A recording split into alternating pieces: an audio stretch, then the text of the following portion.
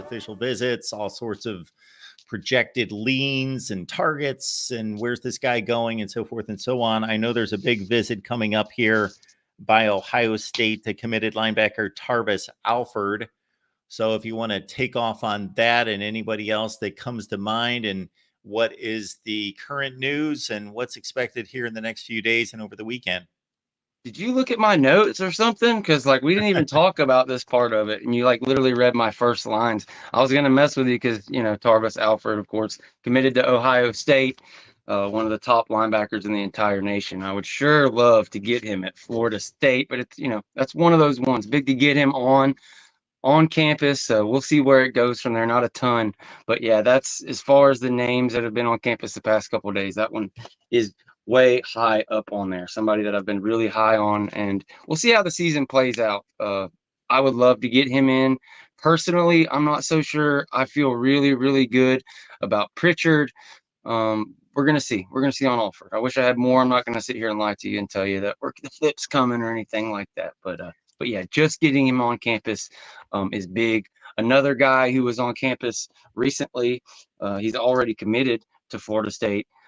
JV Hilson showed up back in town. He was back on campus today, and he's a defensive end, literally the number one defensive end in the entire nation. One of the first commits for Florida State in this class. So really big to see him be here for a weekend and then show right back up a couple days later, show up on campus. So JV Hilson keeps on showing up. That's a big deal.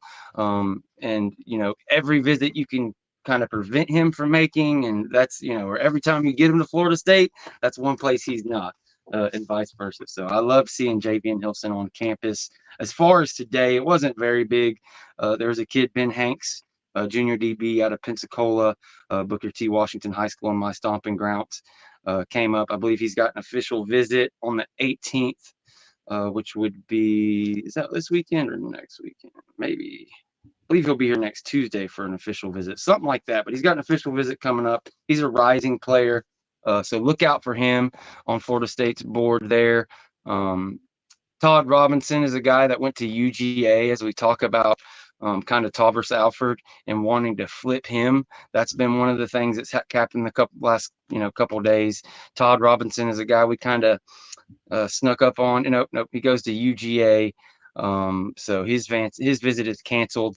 Zyar Addison committed to Oregon, another official visit that was canceled.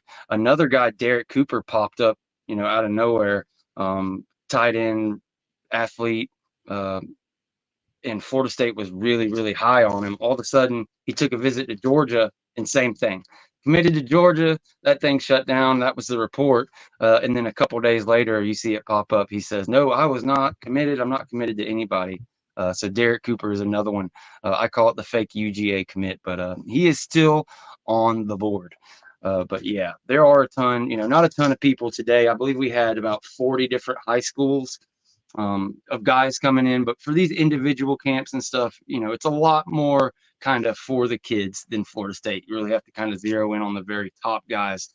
Last year, boy, they had a giant camp, a super camp with all kind of different top kids and stuff at the beginning of the month. They didn't opt to do that this year, doing a lot of these smaller satellite camps, individual camps, and things of that nature. So the big weekend, like we've been telling you guys over and over again, that's June 21st through June 23rd. But there has been quite a bit we can get into just, as far as different targets and things like that. I'm not sure if there's anything you saw that caught your eye, Mark. Well, just to extend on the Alford situation, I don't want to give Florida State fans any false hope, but I will say this, because I don't know any particulars about his situation other than you can check out our conversation on the Ohio State channel earlier today. Buckeyes Live, an hour there. Those guys obviously dove into that to a certain extent. Here's the deal, though. The history tells us that while Ohio State is extremely successful, you got to say that I don't think there's any question, they're the most successful team in the country outside of the South to go to Florida and get top line players. They also lose a lot of those players that originally commit because they're so far away and it's tough to keep them for a long, we're talking about, what are we looking at? Another 6 months that they've got to hold on to him. So they have lost a lot of those guys too. Yeah, hey, that's a very good point. You know, the kid's out of Vero Beach, 6'2", 210. Like, he is that guy. He's kind of perfect. You know, it'd be a guy that Randy Shannon would love to bring in. It's kind of a great linebacker class for Randy Shannon. There's several elite guys that like really fit his mold. But yeah, I just worry, you know, I know we've got some history at Vero Beach. We've had a relationship for him a long time, but, you know, he's got everybody in the book after him. We'll see. I'm just currently, I haven't heard anything to get me seriously believing that we've got a shot there. I could be totally wrong. But yeah, that's where I'm at on him. But you hit on a good point. They, you know, they may leave. Anytime a Florida kid goes out of state anywhere, whether it's Ohio State or USC or whatever the case may be, these relationships, getting him to continue and come in, that could pay dividends, whether we get to flip him or whether he hits the portal in 2026 or, you know, whatever the case may be. And that's something that this staff has had a lot of success with. Maybe not from Ohio State. I don't know how many players we've taken from up there, but definitely in general.